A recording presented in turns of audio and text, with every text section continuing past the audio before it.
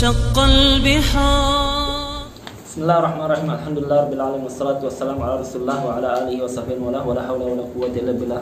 Jamaah yang dimuliakan Allah Subhanahu wa taala, sahabatku yang dimuliakan Allah, semoga ilmu yang kita pelajari merupakan ilmu yang bermanfaat dan bisa menjadikan kita lebih paham dengan syariatnya dan berusaha untuk mengamalkan syariatnya. Ini insyaallah pembahasan terakhir dari i'tiradat, yaitu kritikan orang-orang yang dia itu melarang orang taklid atau bermadhab ya, yang juga sering ya, sebenarnya beberapa banyak yang melakukan kritikan itu yang kita lihat sering terulang-ulang saja yang kita, atau yang paling pentingnya sering terulang-ulang yang kita akan jawab. Maka diantaranya adalah ucapan idza shahhal hadits fa huwa madhhabi. Apabila telah sahih hadis maka itu adalah madhabku ya. Maka itu adalah madhabku. Atau perkataan Imam Asy-Syafi'i bahwasanya kalau kalian itu mendapati madhabku menyelisih hadis maka tinggalkan madhabku, atau bahkan lempar madhabku di tembok ya. Sungguhnya madhabku adalah madhab yang sesuai hadis Nabi SAW. Atau ucapan Imam Syafi'i mengatakan bahwasanya kalau kalian mendapati hadis yang sahih maka itu adalah madhabku, aku hidup maupun mati. Atau ucapan semisal itu dari para ulama yang lain, dari kalangan dari ulama Abu Hanifah, Imam Ahmad dan lain-lain.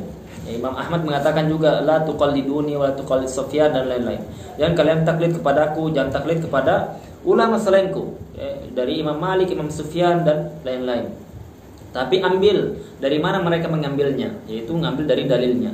Maka ucapan yang seperti ini itu adalah ucapan para ulama yang harus kita pahami dengan perkataannya para ulama, yang harus kita pahami dengan perkataannya para ulama. Inti dari ucapan mereka itu maka ada dua ya. Imma ya, yang pertama itu ditujukan untuk siapapun, kalangan mujtahid maupun tidak. Yang pertama ditujukan untuk siapapun, mujtahid maupun tidak ya. Maka apa? Maka ini adalah qaul batil, qaul yang tidak dikatakan para ulama. Karena apa? Karena ucapan tersebut tidak ditujukan untuk para selain mujtahidin ya. Selain mujtahidin ya. Atau yang kedua, kemungkinan kedua, ucapan ini ditujukan hanya kepada mujtahidin saja. Maka ini yang shawab, ini yang benar. Tidak untuk muqallidin, ditujukan hanya untuk mujtahidin. Maka itu yang benar. Kenapa? Karena tidak boleh memahami syariat Allah Subhanahu wa taala dalam perkara-perkara yang membutuhkan ilmu alat, membutuhkan istidlal, berargumentasi, memahaminya dengan ilmu bahasa Arab, menggunakan ilmu usul fikih, meneliti riwayat-riwayat hadis sahih atau tidak, kecuali para ulama dari kalangan ulama mujtahidin. Ya, tidak boleh selainnya. Tidak boleh selainnya. Allah Subhanahu wa taala berfirman, "Fala urudduhu ila rasul wa ila ulil amri minhum la'alimahu alladziina yastanbitunahu minhum." Sekiranya mereka mengembalikan perkara-perkara agama itu kepada Rasulullah SAW atau ila ulil amri minhum, atau kepada ulil amri minhum. Ulil amr yang dimaksud adalah mereka para ulama mujtahidin ya, mereka para ulama mujtahidin. Apa kata Allah? La'alimahu alladziina yastanbitunahu minhum. Niscaya ahlul istinbat, yaitu ulama ahlul istinbat, yaitu ulama yang berhak untuk berdalil ya, yaitu kalangan ulama mujtahidin yang akan mengetahui hukumnya ya, akan mengetahui urusannya ya, jawabannya. Maka Allah Subhanahu wa taala mengatakan bahwasanya yang akan mengetahui itu siapa? Mereka para ulama mujtahidin, bukan selainnya ya. Yang kedua, jadi ucapan ini ditujukan untuk para mujtahidin, bukan selainnya, bukan kita, bukan guru kita ya. Yang kedua, pemahaman seperti ini, pemahaman yaitu kalau sahih hadis itu madhabku, ini dijelaskan oleh para ulama. Maksud dari Imam Asy-Syafi'i dan maksud dari ulama-ulama lain yang semisal itu, yang semakna dengan itu perkataannya ya. Itu dijelaskan banyak sekali oleh yang pernah kita baca. Al-Imam Ibnu Salah rahimahullah ta'ala menjelaskan bahwasanya ini ditujukan untuk mereka para ulama madhab ya. Al-Imam An-Nawawi juga menjelaskan itu. Al-Imam As-Subki menjelaskan itu. Sampai beliau membuat buku khusus, buku berjudul Ma'na qaul Al-Muttalibi idza sahha al-hadits fa huwa madhhabi. Ma'na qaul al-Imam Al-Muttalibi, makna ucapan Imam Al-Muttalibi, yaitu Imam Syafi'i, kalau hadis itu sahih maka itu adalah madhabku. Buku khusus dalam masalah ini, ya, Al-Imam As-Subki. Kemudian dijelaskan juga oleh Al-Hafidz Ibnu Hajar, ya, Al-Hafidz Ibnu Hajar rahimahullah ta'ala Al-Asqalani, ya, beliau menyebutkan juga tentang masalah ini. Kemudian dijelaskan juga Al-Imam Al-Qarrafi dari madhab Maliki, ya, Al-Imam Al-Qarrafi dari madhab Maliki. Disebutkan juga Ibnu Abidin dalam hasyiahnya, yaitu dari madhab Hanafi, ya. Disebutkan juga oleh Al-Imam Ibnu Hamdan dari kalangan madhab Hambali. Jadi semua madhab menyebutkan ini, ya, semua ulama madhab menyebutkan, ada yang menjelaskan maksud ucapan ini. Maksud ucapan ini yaitu ditujukan untuk siapa? Para mujtahidin, bukan untuk siapapun, ya. Jadi tidak boleh, maksudnya tidak boleh kita mendapati hadis sahih kemudian kita katakan ini madhabnya para imam, ini madhabnya Imam Asy-Syafi'i bahkan, ya, tidak boleh seperti itu. Kenapa? Karena kita bukan ulama, karena kita bukan mujtahidin di kalangan madhab mereka, ya. Ini dijelaskan panjang lebar oleh Imam Ibnu Salah dan Imam An-Nawawi. Imam Nawawi lebih detail lagi dijelaskan dalam Muqaddimah Majmu' beliau, yaitu Syarah Majmu' al-Madhab, ya. Ini kitabnya ada di depan kita ini. Di sini ada, tapi nanti panjang kalau kita bacakan, ya. Dijelaskan juga Al-Imam Ibnu Taimiyah rahimahullah ta'ala, ya. Dijelaskan oleh beliau ketika menjelaskan ucapan Imam Ahmad bahwasanya jangan kalian taklid kepada aku, jangan kepada Sufyan, jangan kepada Laits dan lain-lain, tapi lihat kepada dalil yang mereka dapatkan, dalil yang mereka pergunakan, ya. Maka apa itu dijelaskan oleh Syekhul Islam Ibnu Taimiyah, maksudnya adalah ini ditujukan untuk para sahabatnya, para ulama-ulama yang levelnya selevel Imam Ahmad atau sedekat dengan Imam Ahmad, yang dia merupakan murid-muridnya Imam Ahmad yang hadir ketika itu dari kalangan orang-orang mujtahidin, ya. Maka apa? Maka itu tertujukan untuk mereka yang kelasnya kelas mujtahidin, bukan seperti selainnya, ya. Maka kita bacakan satu persatu di sini dari Al-Imam Ibn Abidin dalam kitabnya Hasyiah Ad-Dar Al-Mukhtar, halaman 68. Beliau mengatakan tentang ucapan tadi, ya, bahwasanya wala yakhfa anna dzalika liman kana ahlan lin-nadhar fi nusus wa ma'rifah muhkamiha wa min mansukhiha. Dan tidak samar bagi penuntut ilmu bahwasanya ucapan seperti itu ditujukan kepada orang-orang yang ahlan lin-nadhar, yang dia itu faham terhadap melihat dalil, melihat nas, itu kalangan orang-orang yang mereka sampai derajat ahlul ijtihad, ya. Beliau mengatakan yang bagi taqyidu dzalika bima idza wafaqa qaulan fil madhhab, ya, sejatinya harus kita qaid, kita beri catatan kaki tentang ya tadi, tentang kita apabila hadis itu sahih itu madhabku, yaitu diberi catatan, yaitu kalau dia selaras dengan ucapan dalam madhab, ya, selaras dalam ucapan dalam madhab. Itu bukan siapa saja yang dia bisa menentukan ini madhab, ini madhabnya ulama ini bukan, ya.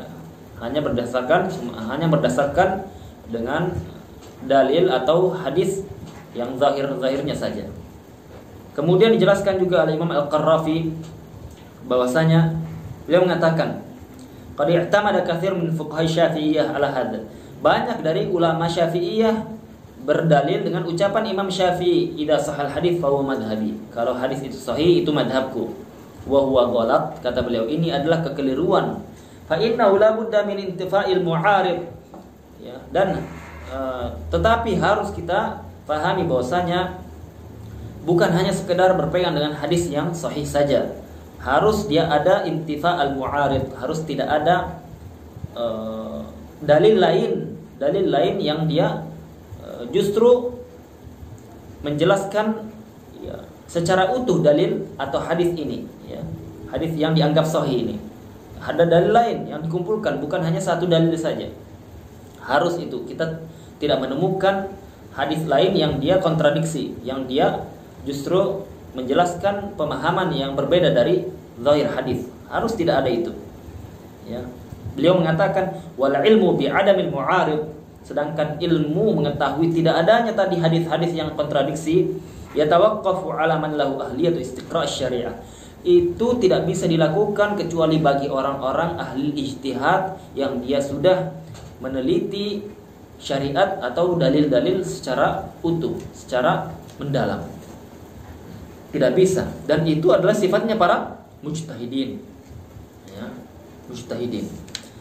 Kemudian Al-Imam Taqiyuddin As-Subki dalam kitabnya yang tadi kita bacakan, kitab yang dia buat khusus untuk masalah menjawab ini, beliau mengatakan ya, tentang ucapan Al-Imam Al-Qarrafi tadi, beliau mengatakan wa hadzal kalamul ladzi qalahu Al-Qarrafi qalahu jama'atu ghairihi. Ucapan Al-Imam Al-Qarrafi tadi menjelaskan kesalahan sebagian atau kebanyakan ulama Syafi'iyah yang berpegang dengan perkataan Imam Syafi'i kalau sahih hadis itu madhabnya Imam Syafi'i, itu adalah ucapan yang selaras dengan ucapan ulama-ulama lain, ya, ulama-ulama lain. Yaitu bukan hanya Imam Al-Qarrafi yang mengatakan itu. Al-Imam Ibnu Shalah mengatakan dalam kitabnya Adabul Mufti wal Mustafti halaman 53, ya, setelah beliau menjelaskan bahwasanya kami meriwayatkan dari Imam Syafi'i bahwasanya kalau kalian mendapati di kitabku menyelisih sunnah Nabi SAW, maka itu adalah pendapatku dan tinggalkan ucapanku, tinggalkan pendapatku yang menyelisih hadis tersebut. Maka beliau mengatakan walaisa hadza bil hayyin, dan ini tidak mudah. Falaisa kullu faqihin yasubu lahu an yastaqil bil amal bima yarahu hujjah minal hadis. Tidak setiap faqih boleh untuk dia beramal dengan apa yang dia lihat dari zahir hadis, dari letak hadis. Tidak semuanya, ya. Kenapa? Karena di antaranya beliau menyebutkan banyak hadis sahih itu ditinggalkan sengaja oleh Imam Syafi'i. Ya, karena apa? Karena adanya dalil lain yang dia menunjukkan memahami hadis ini harus dengan hadis lain, atau hadis ini yang sahih ini dihapus dengan riwayat yang lain. Ya. Itu sengaja Imam Syafi'i meninggalkan hadis yang sahih. Maka beliau mengatakan ini bukan perkara mudah. Ya. Dan ditambahkan oleh Al-Imam An-Nawawi rahimahullahu taala, beliau mengatakan wa inna ma hadza fi man lahu rutbatul ijtihad fil madhab. Dan ini hanya boleh dilakukan bagi ulama-ulama yang dia sudah terpenuhi derajat ijtihad di madhab Syafi'i, ya. Jadi tidak boleh semuanya ulama, harus ulama-ulama yang sudah terpenuhi syarat ijtihad di dalam madhab. Ya, syarat ijtihad di dalam madhab yang seperti yang sudah beliau jelaskan sebelumnya, di pembahasan sebelumnya beliau menjelaskan syarat mereka ulama mujtahid madhab itu apa saja, yang Imam An-Nawawi rahimahullah tidak termasuk di dalamnya. Masya Allah, luar biasa Imam Nawawi ini, ya. Beliau menjelaskan syarat-syarat ulama mujtahid madhab. Beliau menyatakan bahwasanya derajat ini tidak beliau sampai di dalamnya, beliau tidak sampai di atasnya, ya, karena beliau memiliki ilmu yang hanya sampai derajat mujtahid tarjih atau mujtahid fatwa, di bawahnya mujtahid madhab, ya, di bawahnya mujtahid madhab. Jadi seperti yang kemarin kita sebutkan bahwasanya Imam An-Nawawi rahimahullah taala itu ulama mujtahid tarjih di madhab Syafi'i. Mujtahid tarjih di atasnya ada tingkatan lebih berilmu lagi. Siapa itu? Ulama mujtahid madhab, ya, yang dikenal dengan ashabul wujuh. Di atasnya lagi ada ulama yang dikenal dengan ulama mujtahid mustaqil muntasif, yang dia itu murid-muridnya para ulama madhahib. Ya, di atasnya lagi ada namanya mujtahid mutlak, yaitu para ulama immah madhahib arba'ah, ya, semisal mereka. Maka Al-Imam An-Nawawi menyebutkan ini harus ditujukan hanya orang-orang yang dia terpenuhi syarat ijtihad dalam madhab Syafi'i, ya, bukan siapapun, ya, bukan siapapun dia bisa berdalil, ya, mengatakan ini hadis sahih berarti ini madhab Syafi'i. Tidak, ada aturan mainnya, ya. Memahami ucapan ulama harus dengan pemahamannya para ulama. Bayangkan Imam An-Nawawi menekankan, ya, beliau mengatakan bahwasanya syaratnya itu an yaghlib ala dhannihi anna Syafi'i lam yaqif ala hadzal hadits atau lam ya'lam sihhatahu. Syaratnya mereka yang boleh menisbahkan ini ucapan Imam Syafi'i berdasarkan hadis yang sahih, harus dia itu memiliki syarat, Syaratnya beliau mengatakan itu harus dia itu dzannya ghalib atau prediksi kuat. Dia mengatakan bahwa Imam Asy-Syafi'i itu tidak tahu hadis ini atau tidak tahu kesahihan hadis ini. Tahu hadis tapi tidak tahu sahihnya. Kata beliau, wa hadza innama yakunu ba'da mutala'ati kutubi Syafi'i kulliha aw nahwiha min kutubi ashabihi al-akhidina anhu wa ma asbahuha. Ini harus ya, dia baca semua riwayat Imam Syafi'i di kitab-kitabnya ya. Harus membaca semua kitab-kitab Imam Syafi'i atau kitab-kitab murid-muridnya yang menukil dari Imam Syafi'i semuanya ya. Beliau mengatakan wa hadza syartun sa'bun qalla man yattasifu bihi. Ini syarat yang sangat sulit yang tidak banyak atau sedikit yang bersifat dengannya, yang dia itu terpenuhi syarat. Jadi dalam mazhab Syafi'i sendiri banyak ulama mujtahid yang terpenuhi syaratnya itu sedikit, kata Imam An-Nawawi rahimahullah taala. Bayangkan ya, bayangkan. Jadi Imam An-Nawawi sendiri tidak mengklaim bahwasanya saya yang masuk di antara mereka. Tidak. Tidak. Siapa kita dibandingkan Imam An-Nawawi ya? Siapa kita dibandingkan Imam An-Nawawi? Jadi Imam Nawawi itu punya karya di hampir semua bidang-bidang inti ya, di bidang bahasa, bidang ilmu usul fikih, bidang ilmu usul hadis, di bidang syarah hadis, di bidang ilmu fikih ya. Beliau itu kalau mengarang kitab, beliau itqan, mutqin ya. Matang kitabnya itu penuh dengan penelitian yang kuat ya. Jadi beliau menggabungkan antara ilmu pemahaman dan ilmu riwayat. Ini unggulnya beliau. Tetapi beliau tidak mengklaim saya di antara mereka yang bisa memahami hadis yang sahih, yang dia bisa nyandarkan kepada mazhab Syafi'i sesukanya. Tidak ya. Dan banyak yang ucapan yang semisal ya. Imam Ibn Taimiyah rahimahullah juga menyebutkan masalah ini. Ibnu Hamdan dalam Sifat Al-Fatwa ya. Ini kitab alhamdulillah sudah kita baca, sudah kita kaji. Beliau menyebutkan bahwasanya ya, ini adalah bagi orang-orang yang dia itu beliau mengatakan walaysa likulli faqihin an ya'mal bima ra'ahu hujjatan minal hadis ya. Tidak setiap orang faqih itu setiap orang yang dia menguasai fikih dari kalangan al-ijtihad, dia mengamalkan sesuai dengan zahir hadis saja ya, sampai dia melihat apakah dia itu terhapus hukumnya ataukah dia itu ada yang mengkhususkan hukumnya atau ada yang menjelaskan hukumnya secara lebih detail atau tidak. Dan ini tidak bisa dilakukan oleh siapa saja ya, hanya terpenuhi syarat ijtihadlah yang bisa. Maka waqad qila, bagi beliau mengatakan Ibnu Hamdan ya, yaitu ulama mazhab Hambali, beliau mengatakan waqad qila li Ibnu Khuzaimah, dikatakan kepada Imam Ibnu Khuzaimah ya. Perhatikan ini, Imam Ibnu Khuzaimah ulama hadis yang masyhur dia dalam bidang hadis. Beliau memiliki karya yang luar biasa ya, Musannaf Ibnu Khuzaimah dan lain-lain. Beliau mengatakan dikatakan kepada Ibnu Khuzaimah ini ahli hadis, pakar hadis, hal ta'rif sunnatul Rasulullah sallallahu alaihi wasallam fil halal wal haram lam yuddiha Asy-Syafi'i kitabahu ya. Apakah kamu wahai Ibnu Khuzaimah yang kamu ulama hadis, pakar dalam ilmu hadis, apakah kamu tahu ada sunnah Rasulullah sallallahu alaihi wasallam dalam masalah halal dan haram yang tidak disebutkan Imam Syafi'i dalam kitabnya? Yang maksudnya tidak ditulis Imam Syafi'i, yang maksudnya tidak disebutkan Imam Syafi'i di kitabnya ya. Apakah kamu mengetahui ada hadis yang ditinggalkan Imam Syafi'i dalam masalah sunnah Nabi SAW dalam masalah halal dan haram? Ada satu pun ada ya, meskipun hanya satu. Beliau mengatakan lah, tidak ada ya. Saya tidak mendapati satu pun dari riwayat Nabi SAW dalam masalah halal dan haram ditinggalkan oleh Imam Asy-Syafi'i, yaitu tidak disertakan Imam Syafi'i di kitabnya. Tidak ada yang saya ketahui ya, semuanya sudah disebut. Maka ini apa? Ini jawaban para ulama ya, jawaban para ulama bahwasanya kita hendaknya memahami ucapan ulama dengan pemahamannya para ulama. Yang para ulama ahlul hadis pun menjelaskan demikian, bahwasanya yang dimaksud yaitu kalau hadis itu sahih, itu adalah madhabku, atau jangan kalian taklid kepadaku, jangan taklid kepada ulama Malik, Sufyan, Tsauri, Al-Laits dan lain-lain. Itu ditujukan untuk para ulama mujtahidin sekelas mereka a'immah arba'ah atau yang dekat dengan mereka seperti yang disebutkan oleh Al-Imam An-Nawawi rahimahullah taala dalam dalam Muqaddimah Majmu' Syarah Muhadzab.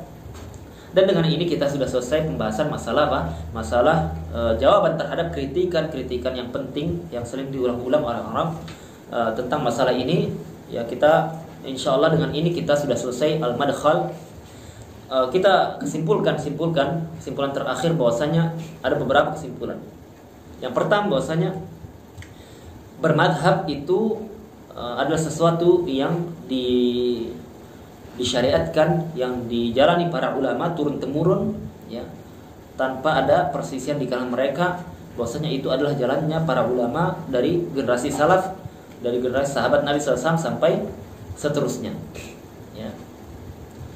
Yang kedua, masalah bermadhab ini ditujukan untuk selain orang awam yang tidak bisa memahami bahasa Arab, apalagi memahami kitab-kitab fikih secara tadarruj, secara bertingkat, step by step, ya.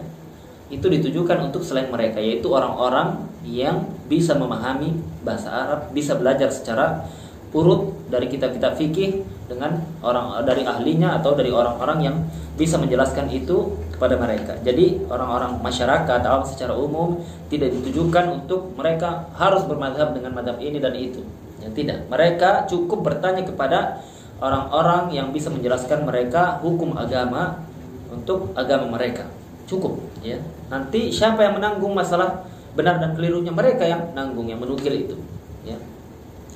Kemudian yang ketiga, ya, bahwasanya para ulama dari generasi ulama madhab yang 4 itu adalah ulama salaf yang kita diperintahkan untuk mengikuti pemahaman mereka dalam mengikuti kitab dan sunnah, ya. Kemudian yang keempat, bahwasanya kita diperintahkan oleh seluruh para ulama, ya, tanpa terkecuali mereka memerintahkan kita untuk jangan fanatisme kepada mereka, ya. Dan ini sudah kita jelaskan bahwasanya ini adalah termasuk perkara yang tidak dipersisihkan alias disepakati. Kita tidak boleh fanatisme dengan mereka.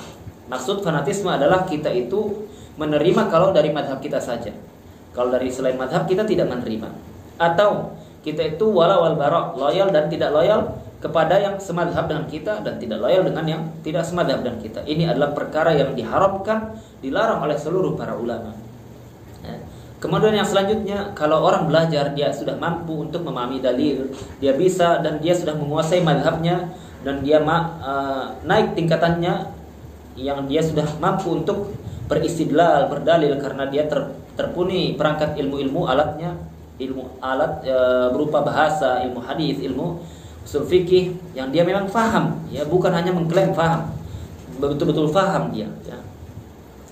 Maka orang seperti ini diperbolehkan untuk dia melihat dalil, ya, dalam rangka melihat yang mana yang dia lebih kuat dari sisi pendalilan, yang boleh dia untuk mengikuti madhab ulama lain, yang itu menjadi uzur bagi dia untuk meninggalkan madhabnya dia. Jadi dia mengikuti madhab ulama lain dalam meninggalkan madhab dia, dan ini dijelaskan oleh Al-Imam Ibnu Salah rahimallahu ta'ala, ya. Kemudian yang terakhir, bahwasanya kita tidak boleh sembarangan dalam masalah fatwa. Tidak boleh kita sembarangan dalam masalah menukil hukum, ya.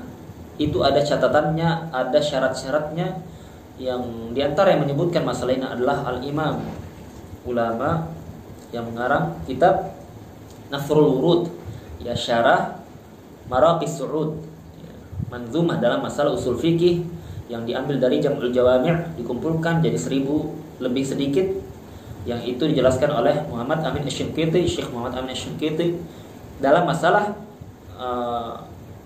siapa para muqallidin yang berhak untuk menukil fatwa, yang berhak menukil agama, hukum agama dalam masalah hukum, ya, yaitu ada syaratnya, harus mereka itu mengetahui mazhabnya secara utuh, yaitu mengetahui perinciannya bagaimana, kemudian catatan-catatannya bagaimana, syarat-syaratnya apa, pengecualian-pengecualiannya apa saja. Ya, mereka ini yang dia boleh untuk menukil hukum, untuk menjelaskan masalah-masalah agama kepada masyarakatnya, ya. Dan kita terakhir, ya, kita menjelaskan masalah-masalah bermadhab ini bukan untuk diperdebatkan, karena para ulama tidak berdebat dalam masalah ini, ya. Yang kita perdebatkan itu adalah orang-orang yang dia itu mengikuti jalannya selain jalannya para ulama. Itu yang kita kritisi. Dia bermadhab tidak. Kemudian dia juga ahli hadis juga tidak. Kemudian dia mau melakukan tarjih. Ya. Ahli hadis tidak, bermadhab juga tidak. Dia melakukan tarjih. Jadi tidak mengikuti madhahib, ya, tidak juga mengikuti zahiriyah. Tidak mengikuti dua-duanya. Karena zahiriyah mengatakan dia berijtihad, melakukan tarjih dari dalil-dalil yang ada, jangan taklid. Tetapi beliau mengatakan harus dia itu tarjihnya atau ijtihadnya dari A sampai Z, karena mereka berpendapat tidak boleh ijtihad hanya sebagian yang lain tidak, ya. Itu dalam mazhab zahiriyah. Jadi apa? Jadi tidak ikuti mazhab zahiriyah, tidak juga mazhab a'immah arba'ah, ya. Maka ini adalah kerancuan dalam beragama. Yang ini kita butuh jawaban. Ya, kami butuh jawaban bahwasanya siapa ulama, ya, dari generasi salaf atau a'immah, ya, generasi mujtahidin yang menyebutkan metode seperti itu, ya. Sampai sekarang kami belum mendapatinya, kami belum mendapatkannya. Kita sudah baca berbagai kitab, lebih puluhan kitab kita baca, ya, puluhan kitab kita baca, kami belum mendapati jawaban sampai sekarang. Maka apa? Maka kita tunggu jawabannya. Kalau memang ada, kita istifadah siapa ulama yang menyebutkan itu. Yang kedua, apa rambu-rambunya, aturan mainnya bagaimana, kami ingin tahu. Ya, mudah-mudahan Allah Subhanahu wa taala memberikan kita hidayah, memberikan kita jalan yang terbaik dalam agama ini, untuk kita itu mengikuti para salaf kita dalam beragama, baik itu secara akidah maupun secara fikih maupun secara akhlak dan suluk. Semoga Allah Subhanahu wa taala mengampuni dosa-dosa kita. Ini yang bisa kita sebutkan dalam masalah bermadhab madkhal. Insyaallah pertemuan berikutnya kita langsung masuk ke inti materi, yaitu fikih matan Abi Syuja' rahimallahu taala. Assalamualaikum warahmatullahi wabarakatuh.